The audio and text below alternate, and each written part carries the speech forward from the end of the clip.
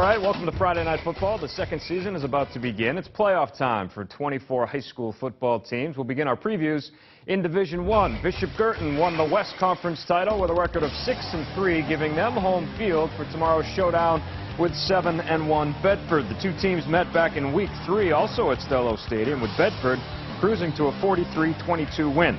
But like all teams will tell you, that was then and this is now. Game time on Saturday is 4 o'clock. I mean, we basically, if we can't make the mistakes in the big game, like I think we did a few weeks ago, we've got to play a cleaner game and try to eliminate the self-inflicted wounds. Perfect execution, perfect effort on every play. I think that everyone knows their responsibilities, both sides of the ball, and I think just, making sure that everyone is on point the whole game. I think our offense has to come out strong like they did the same Week 3. We got to score a lot of points on them, and I think we got to shut down their big wide receivers. They have a great running back as well. Their offense is strong and electric, so defense will buckle it up and shut down the receivers. Number 7 is pretty good. They got a good quarterback, but I think our defensive backs can handle it. All right, the other game in the bracket features Nashua North at top-seeded Goffstown. The Grizzlies beat the Titans 35-6 in Week 3, but Nashua's been playing some of its best football lately. They will, however, have to find a way to slow down an offense that's averaging nearly 43 points per game. The Southeast bracket looks like this. Pinkerton earned the #1 seed, so the Astros will host Timberlane. The Owls handed Pinkerton one of their 2 losses just 3 weeks ago, 31-28 in a thriller. Game time in Derry is 2:30. And Exeter and Salem meet at 1 o'clock at Eustis Field. The Blue Hawks and Blue Devils, very similar teams with tough defenses. Exeter barely won the regular season meeting 14-10 at the midway point of the season. Look for another close one tomorrow. All right, now to Division II, and a rivalry that dates back to the Division III days. Souhegan and Milford regularly met in the Division III playoffs back in the day, and they meet again tomorrow in the Jungle.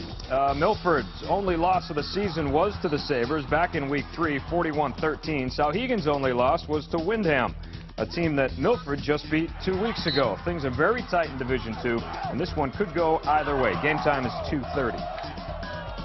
I feel good. Obviously, it's the first round of the playoffs. There's a lot of people that wish they were in our shoes, and, it's nice that it's a short bus ride, and, we'll just do our best. I think that they've really gotten some momentum going since, they've been able to beat Windham and things like that. So now they're very good right now, and we're not expecting it to be anything like the first game. Gotta play hard. We gotta come out pounding the ball, and we gotta have confidence. Had a pretty bad run-in with them during the beginning of the season, but, we've progressed as a team. We've really come together here now to be playing this first playoff game, and I think we have a really good shot.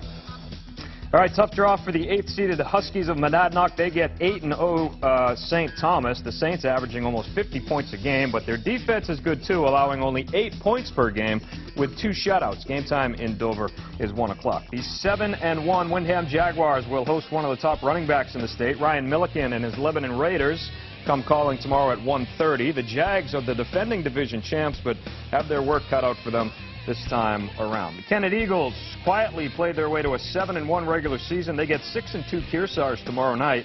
A missed extra point in overtime gave Kennett a 34-33 win over the Cougars back in Week 2.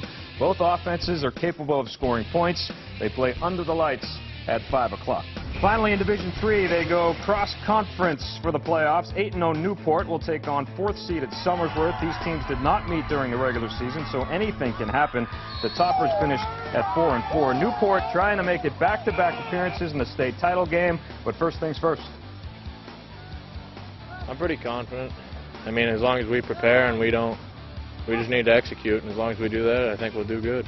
We go into every week with the same mindset. Every team can beat you on any given day, so if we're prepared, we'll be ready. We're pretty good. We played good against Bow and Winnisquam, so I don't really think we'll have a hard time playing with them, so it should be a good game. Defensively, I think we'll be okay. Like I said, just shut down 28, and offensively, just need to finish drives.